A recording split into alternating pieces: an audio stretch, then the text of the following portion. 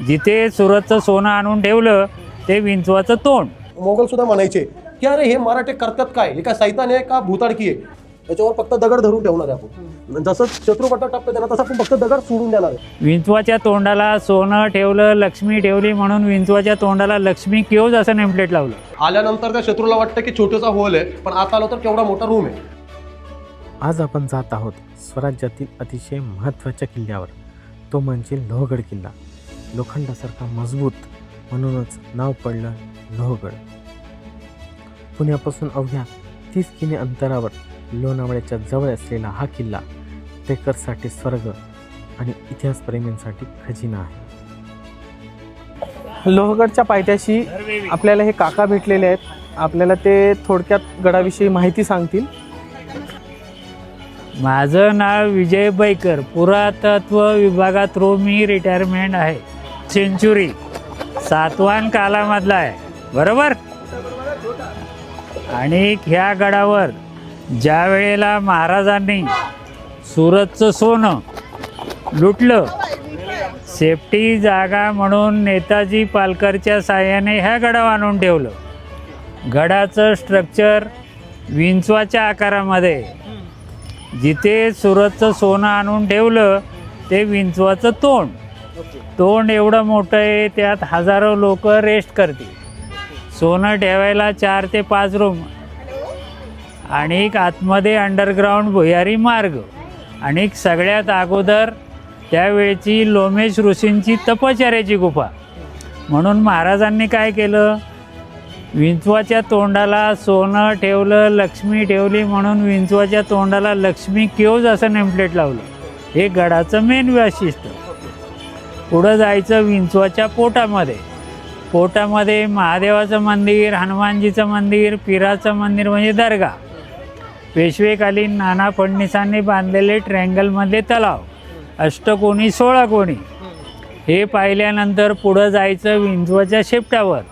शेपटाचा वापर महाराजांनी कशाला केला, जो कोण कैदी कर्मचारी चुकीचं काम करेल डोळ्यावर पट्टी मारून धक्का मारून त्याला फेकून द्यायचं, म्हणजे त्यावेळचा कडेलोट, बरोबर.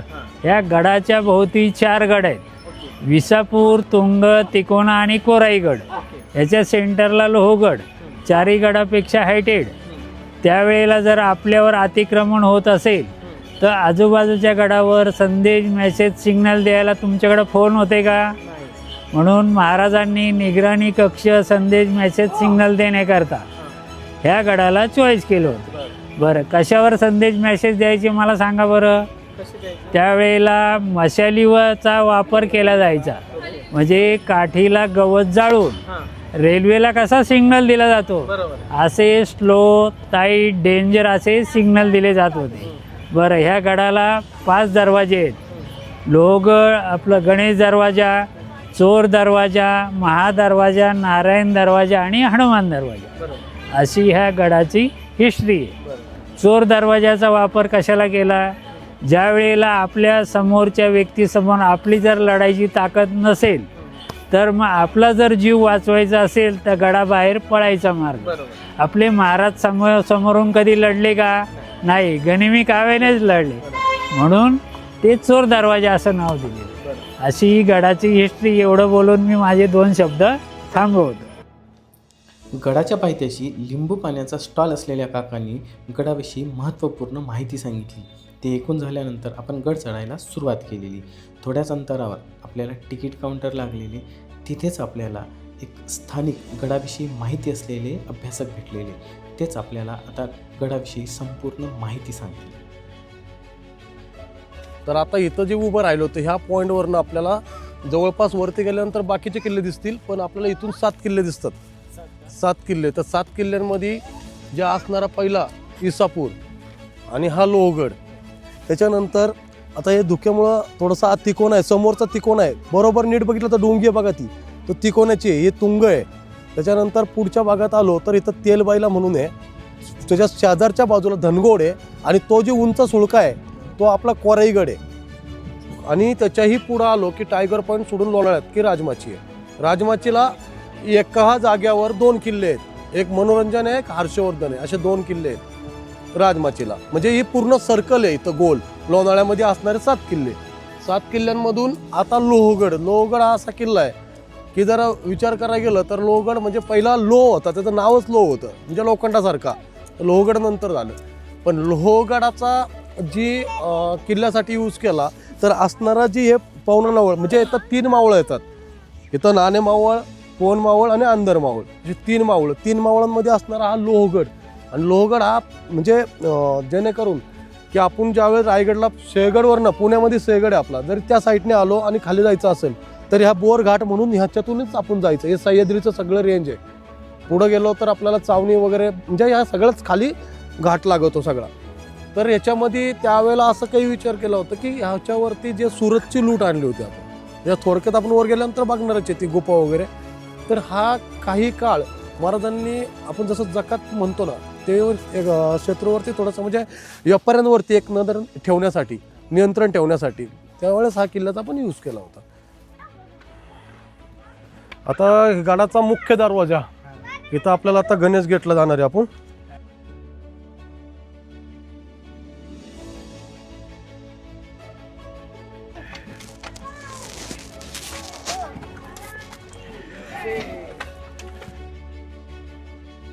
हा जी गेट आहे ना, ह्याला म्हणजे आपल्या गडाला 4 गेट आहेत. आता आपण फर्स्ट गेटला म्हणजे पहिल्या गेटला आलोय. तर ह्या गेटचं नाव आहे गणेश गेट. आता हे गणेश गेट जर म्हटलं तर आपण आतमधून परत बघणार आहे, कारण का गेटची एवढी मजबूती आहे ना आत्ता सुद्धा. आता आपण बघितलं खालून सुद्धा गेट दिसत नाही आपल्याला. हे जी मध्ये जे ठेवलेलं असतात ना बुरुज, हे खास कुठलाही तोफाचा जरी मारा झाला तरी गेटवर नाही पडला पाहिजे.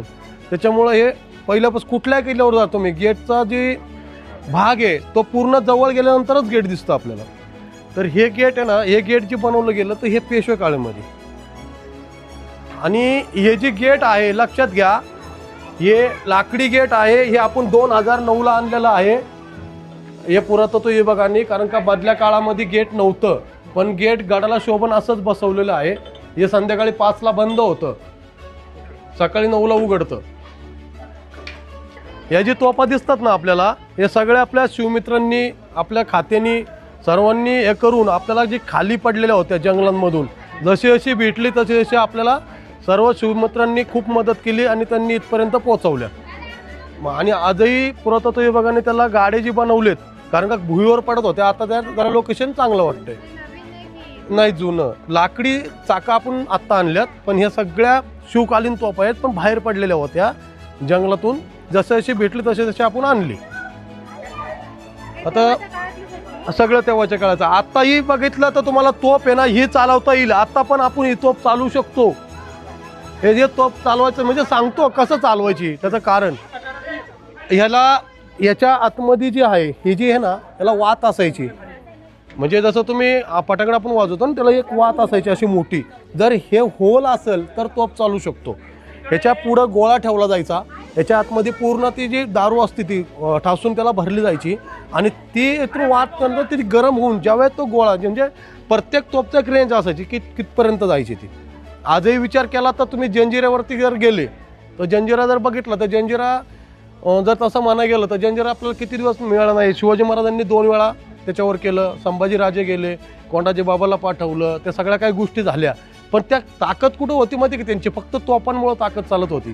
कारण का त्यांच्याकडे जी तोफा होत्या, कलाल बांगडी, लांडा कासम, ह्या जी तोफा होत्या ह्या समुद्राच्या बाहेर आग फेकायच्या, म्हणजे एवढ्या रेंजच्या तोफा होत्या. आणि काय व्हायचं, समुद्राला कधी कधी भरती आली तर म्हणजे त्याच्यामुळं तर आपल्याला किल्ला 3 वेळा माघार घ्यावा लागली. तर त्या तोफा सगळ्या जुन्या आहेत. काम तुम्हाला आजही तुम्हाला सांगितलं की एक जी गेट आहे हे पेशवे काळामध्ये बांधलेलं, पण ह्याच्या आतमध्ये त्यांनी एक छोटासा रूम असा बांधून घेतलाय की आलेल्या शत्रूवरती पूर्ण नियंत्रण राखण्यासाठी.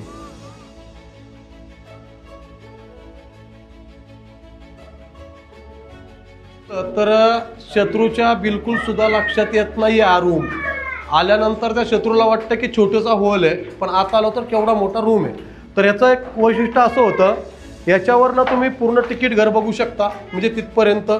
आणि इकडनं आपण जिथं उभे राहिलो होतो त्या पायरीवर लाचच्या तिथपर्यंत. तर पूर्वी भरपूर जंगल होतं, पण जर शत्रू त्याच्यातून जरी आला तर जर रात्रीची वेळ असेल आणि जर तुमची लोक वरती गडावरती आहेत, ठीक आहे, खाली फक्त 7-8 लोकच पारा देतात, तर त्यावेळेला तुम्ही शत्रू कसा थांबवणार.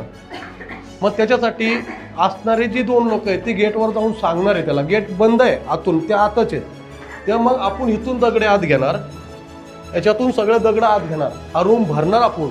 आणि जसा तुम्हाला दाखवतो, जसा टप्प्यात येणार आहे तसं आपण इथं उभं राहणार आहे. असं ह्या पद्धतीत हा दगड ठेवायचा जागा आहे, याच्यावर फक्त दगड धरून ठेवणार आहे आपण. जसं शत्रुपट्टा टप्प्यात येणार तसं आपण फक्त दगड सोडून देणार आहे. म्हणजे तुम्हाला सांगतो की ज्या वेळेला मोगल सुद्धा म्हणायचे की अरे हे मराठे करतात काय, हे काय सैतान आहे का भूताडकी आहे, कारण का दिसत तर नाही, मारा होतोय पण दिसत नाही. म्हणजे तुमचे दगड जातात पण माणसं दिसत नाही, मग हे करतंय कोण. म्हणजे एक त्यांचा एक गलिमेकावा राहायचा. आलं लक्षात ना, म्हणजे हा यूज त्याच्यासाठी केलेला. हा जी दरवाजा आपण बघतोय ना, याला दिंडी दरवाजा म्हणायचे, कारण का गणेश गेटपर्यंत पूर्ण घोडे येत होते आपले, मातीचे सगळे मातीचा रस्ता होता. आणि तिथून आल्यानंतर आपल्याला माहितीच आहे, कुठलाही महाराजा असो किंवा एखादी राणी असो, कुणी असो, त्याला ह्यातून पालखीत बसून वर नेलं जायचं. घोडे आपले गेटपर्यंत यायचे आणि इथून त्यांना पालखीत बसून वर नेलं जायचं, म्हणून याला एक दिंडी दरवाजा. आणि हा जी भाग आहे हा एक आपल्या घरापुढं जसं असतं ना त्या पद्धतीत आहे, परत आपल्याला रिटर्न इथूनच जायचं आहे. पण एक फक्त की त्यांनी ह्याच्यासाठी हा भाग यूज केला. आणि दुसरी गोष्ट, त्यावेळेला महाराजांनी गड बांधताना तर त्यांनी जे शौचालय बांधलेत त्या काळातून, तर ते अजून आपल्याला बघायला मिळतात. आणि प्रत्येकाने लक्षात ठेवा, ह्या जी दिसतात तुम्हाला प्रत्येक जी खिडकी दिसतीये, जी प्रत्येकाला असं वाटतं की याच्यात तोफा ठेवून उडवायच्या होत्या, असला काही प्रकार नव्हता बरं का, लक्षात घ्या. हे सह्याद्रीचं म्हणतात, या सह्याद्रीमध्ये तुम्हाला माहिती आहे वाऱ्याला किती ताकद आहे, पाण्याला आणि आगीला, याच्या पुढं कुणी कार्य करू शकत नाही. ह्या जर खिडक्या नसेल तर वाऱ्याची झुळ आली तर ही दिवाल पाडू शकतो. तर हे होल त्याच्यासाठी आहेत, याच्यातून वारा पास होण्यासाठी.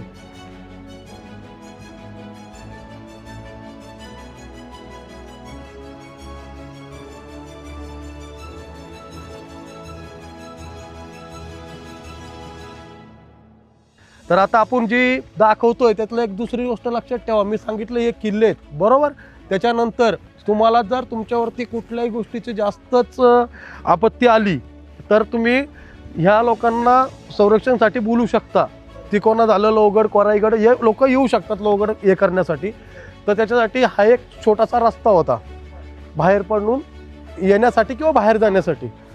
हा छोटासा रस्ता म्हणजे तुम्हाला माहितीच आहे, रस्सी फेकून आपले मावळे पटापट आतमध्ये येऊ शकतात, त्याच्यासाठी हा रस्ता होता. आणि हा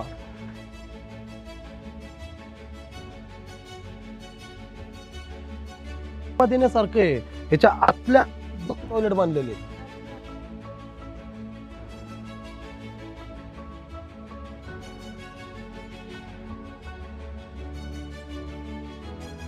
हे सुद्धा शौचालय आहे, तुम्ही आता बघू शकता, पण थोडीशी मातीमुळे त्याचा होल बुजलेला आहे. आता सुद्धा इथं सुद्धा टॉयलेट आहे आतमधल्या साईडला. त्याचं फक्त आता कसं आलं, जे खड्डे आहेत ते बुजलेले आहेत. हा, पण लक्षात घ्या पूर्ण दिवालामध्येच, म्हणजे त्या भिंतीतच बांधलेलं बरं काही आहे. प्रत्येकाला वाटतं की आपल्या महाराजांनी ज्यावेळेस कुठल्याही गडाचं कामं केली तर हे शौचालय वगैरे आता आलं, असं नाही. हे पहिल्यापासून म्हणून तर म्हटलं गेलं की आपल्या राजा एवढा कुठलाच ज्ञानी राजा नाही होता, कारण की त्यांनी प्रत्येक गोष्टीला, प्रत्येक ह्याला जे आहे त्या दर्जावरती बरोबर जागेवरती केलेलं आहे. आता हे जर शौचालय वगैरे जर नसेल त्यावेळेस, तर ही राहणारी लोक इथली ही गड म्हणजे कितीतरी, कारण का गडाच्या बाहेर पडता येत नाहीये. आजही तुम्ही सर्वांनी ऐकलेला इतिहास आहे की हिरकणी म्हणल्यानंतर महाराजांनी अख्खा बुर्जाला नावच हिरकणी दिलं. म्हणजे ते एका लेकरासाठी ते उतरले का ना एवढ्या काड्याहून खाली. तर मग मला सांगा की कसे भयानक किल्ले होते आपले, काही सहज कुणी येऊ शकत नव्हतं आपल्या किल्ल्यांना. मग त्यावेळेस आपली जी लोक आहेत आतमध्ये, मग त्यांच्यासाठी सुद्धा सुविधा केल्या होत्या. काळामध्ये जी लोकांची भीड आहे त्याचा विषय एक होतो की ज्या वेळेला आपल्या महाराजांनी ज्यावेळेस सुरतीची जी लूट म्हणता येत नाही, कारण का आपलंच लुटलं होतं त्यांनी, फक्त ते महाराजांनी परत आणलं. आणि ते 5 ते 6 दिवस इथं ठेवल्यामुळं आजही कसं आलं की एक आकर्षित माणसाला काय वाटतं की आयला महाराजांनी त्यावेळेची लूट आणली म्हणजे तो गड बघितला पाहिजे, हा एक दृष्टिकोन वाढला गेला. आणि ती गुफा जी आहे ती सातवाहन काळातली आहे, अशा जागेत ठेवलं गेले ते. हा दरवाजा महादरवाजा आहे. पण इन्स्टनी काय केलं आहे, त्या लोकांनी ह्याला नारायण गेट केलं आहे. गुळ चुना याच्यामध्ये यूज केलेलं काम आहे हे पूर्ण दगडांना पॅकिंग आहे शिशाची आणि हे पूर्वीची आहे. हे दगडावरची जर बघितली त्या दगडामध्ये सिमेंट नाही, चुना नाही, काहीच नाहीये. आधी बघू शकता, असं वाटेल की सहज जाईल, पण त्याला हा दरवाजाच्या बरोबर उंबरठ्याच्या वरती शत्रू आलेला किंवा कुठला माणूस आलेला तर त्याला तुम्ही इथून त्यावेळेला उकळतं तेल किंवा उकळतं पाणी सर्वात भक्कम आणि मजबूत असणारा हा हनुमान गेट.